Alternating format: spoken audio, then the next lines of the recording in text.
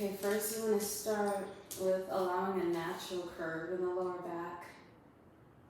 You can slide your hand under that natural curve. Then I want you to pull your belly button into your spine and press your low back and your low spine into the hand. Let's remove the hand and continue to press the belly to the spine and the low back to the floor. We're going to scoop up from our tailbone. So if your tailbone is here, you're scooping the hips up, the pelvis up, and lifting the low back and mid back. And on your way down, you want to drop the mid back first, then the low back, and then the tailbone hip. So scooping up from the tailbone, one vertebrae at a time, moving from the bottom of the spine to the mid spine, then rolling down the spine from the mid spine to the low spine. So scooping up, pulling the belly button in, scooping the tailbone up, lowering the hips down. Every time you scoop up, you initiate that core. And down. 2 more times. First initiating from the core, firing it up, lifting the hips, lowering the spine. 1 more time.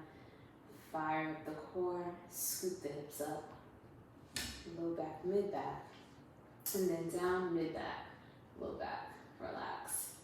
So keeping your hands by your side, I want you to just bring knit your rib cage together. Just pull the ribs in. Immediately your core gets nice and tight. Relax the rib cage. Just let the rib cage open, relax, natural curve. Then you're gonna bring the rib cage together. Pull it in, belly button to the spine, low back on the floor, and then lift the shoulders. So now you're going to pull the rib cage in and lift the shoulders, initiating the upper core involvement, and then down, and then again, rib cage together, shoulders off the floor. We feel the upper core engaged here, and back, taking that a couple of times. And if you feel any strain in your neck, you can drop your chin to your chest. And up. And down. You can take your hands behind your head as well. Up. And down. So that's a crunch. Rib cage together, shoulders off the floor. Now we're going to alternate. So we're going to scoop the hips up, low core engagement up and down. Upper core engagement up and down. Scooping up and down. Lift up, then down. Scoop it up, then down. Lift up, then down. Third exercise, you're going to bring your legs to a tabletop. Make sure that your knees are right on top of your hips and your knees are in line with the ankles. Flex the toes. Bring your palms to your lap, so the top of the thighs. You're going to pull the legs back into the palms and press the palms into the legs. Pull the belly button down to the spine. Low back is on the floor. And we're going to breathe here, keeping the core engaged. It should feel really tight. Low back is on the floor. Breathing, keep on pressing. And relax, bring the knees into the chest. Coming back to that similar position, pressing the legs in.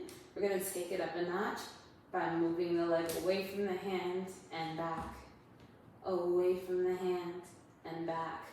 And if this is too low and you feel your back start to arch, you want to take the leg a little higher. So maybe not extend it so low until you're able to get it lower once your core gets stronger. So to take it up a notch, you can stay here today, maybe not this week, add the extra notch, but I'll give it to you anyway.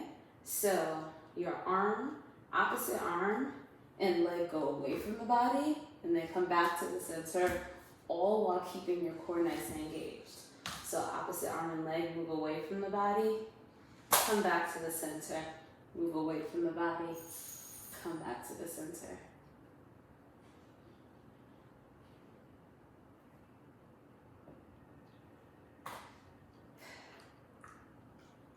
hug the knees into the chest.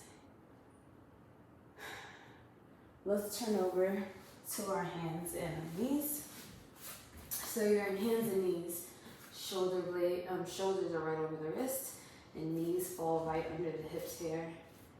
Let's take some cat and cows, pulling the belly button up into the tailbone like we did on the floor, but this time taking it a step further because the floor is not there. You can really curve, and then just release it, letting go of the core, opening the chest. Take this a couple of times, just remembering what it feels like to engage the core, and release it. Coming to a neutral spine, curl your back toes, curl your toes under and back, and lift your knees off the floor. So it should only be about an inch off the floor. A paper should be able to fit between your knees and the mat. Your belly button is coming up to the spine and you feel your core engaged. And you can hang out here for 15 seconds, 30 seconds, and keep on gradually going for a longer time. In this position though, we want to make sure that this doesn't start to happen, because that happens. We're not using our core. We want to keep our knees just 1 inch off the floor. We don't want to move our shoulders away from our wrists. We want to keep our shoulders right on top of the wrist. If it feels very challenging, then you're probably doing the right thing. Moving on. So let's just start pulling the belly button in, activate the core. You're going to just move one leg away. Use the core to balance on just 3 limbs and back in. And opposite leg out and back in. You want to do this all while keeping the shoulders right over the wrist, and we're using our core. We're engaging the belly to make sure that we're keeping our shoulders over our wrist and that we're keeping our hips right over our knees. We don't want this to start to happen. We don't want this to happen in the back, really pulling up through the back, really pressing our back into our shirt and keeping the core engaged. And now we're going to add the opposite arm away, similar to the dead bugs. This is called the bird dog. So alternating sides. Now we're balancing on 2 limbs, and we know we need our core to balance. So really activating there. And then you can always end with a nice plank. We've been on our wrist a lot, so let's take it down to our forearm. And again here, we can hold this 10 seconds, 15 seconds, and keep on getting longer with your hold. Make sure your hips are not coming up. You don't want to drop the hips. You want the hips to be in line with the shoulders, one straight line. Pull the belly up, squeeze the glutes, and project the heart forward. Look past the fingertips. Make sure you're not dropping your head. And you hold that. At the end, you can take a nice stretch, child's pose.